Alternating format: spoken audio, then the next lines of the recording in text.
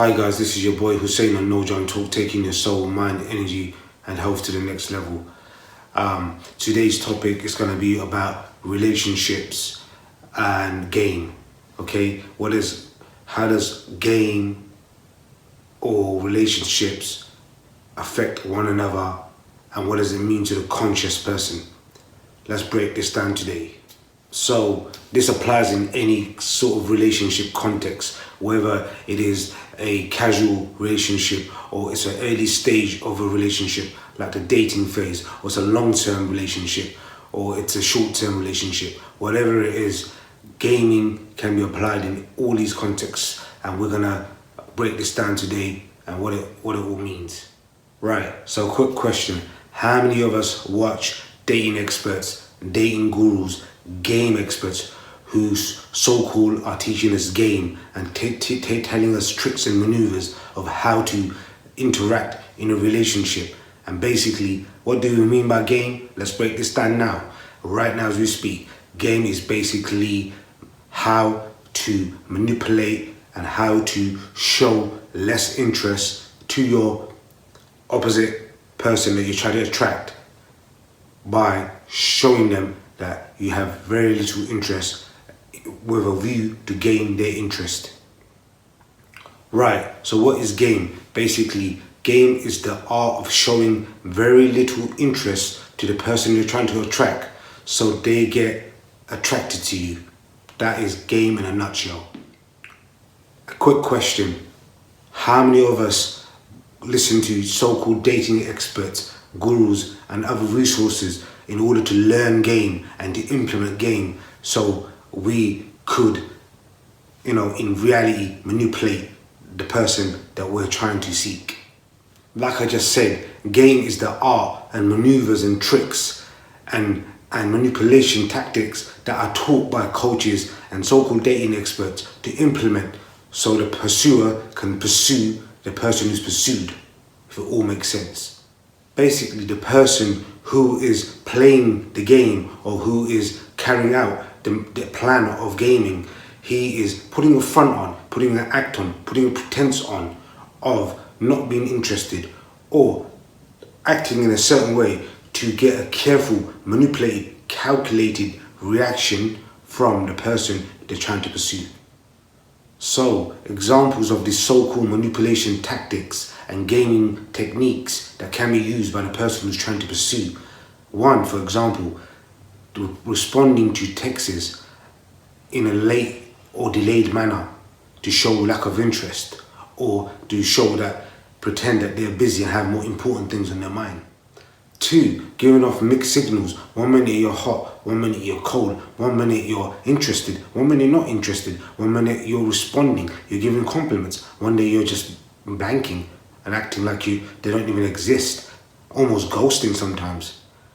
And what effect does this mixed signals have on the person? It's almost like a form of gaslighting, which makes the person in a state of confusion and vulnerable, and they don't know where they stand. They don't know if they're liked, or they're not sure if they are not liked. In this state of confusion, in this state of vulnerability, they become very, very malleable, very, very adaptable and very pleasing, and can lose their personal identity and be easily manipulated. Right, now here comes the bombshell. Ready? 1, 2, 3, here it comes. So-called people doing shadow work, so-called people doing healing work, so-called conscious people in relationships, trying to pursue relationships, are heavily engaged, unfortunately, in mind games and in dating games by all these so-called gurus, and it is causing problematic situations.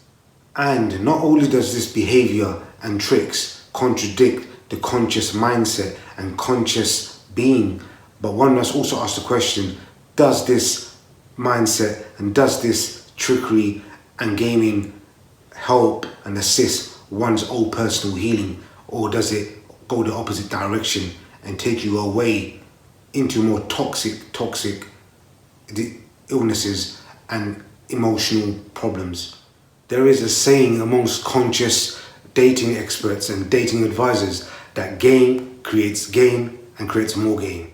And this leads to fake relationships because there is a foundation of fakeness. There is a foundation of subtle deceit going on in the background here. Being engaged in excessive game when trying to pursue a relationship is a sign of weakness and a sign of vulnerability, and showing a sign that healing is required, because one is being succumbed and controlled ultimately by fear.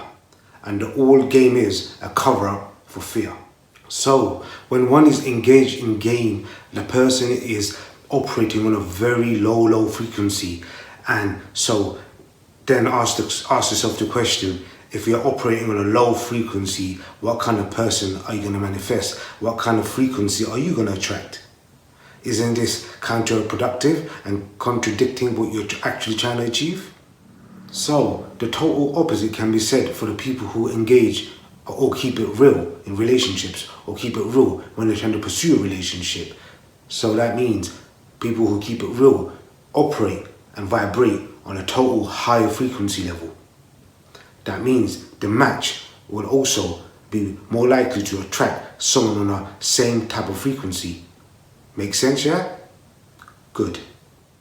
People who keep it real, they operate from a very brave and authentic space. Like I said, they're vibrating on a higher frequency. That means they're willing to take on fear. They're willing to take on their pride, willing to take on the ego and hurt face to face and head on. This energy, this vibration is an amazing vibration. It manifests amazing people in your life. So the take-home message is, in order to attract amazing relationships, we need to keep it real in all stages of the relationship, from the beginning to the end, and keep honesty and keep integrity and keep it real from day one, and to ditch the game. Remember, real is strong, game is weak. What decision are you going to take? That's totally down to you.